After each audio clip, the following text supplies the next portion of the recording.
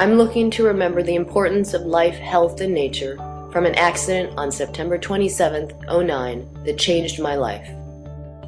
The reasoning behind this, I have realized that every day should be celebrated because I had such a tremendously eye-opening experience.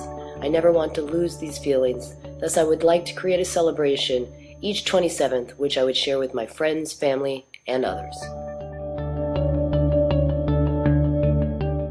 The brainstorming for names has begun, and I have not eliminated options. Please review the next 2 slides with possible names that I and/or others have created. Contact me with your favorite or add another option that you think can help me name and celebrate the 27th of each month.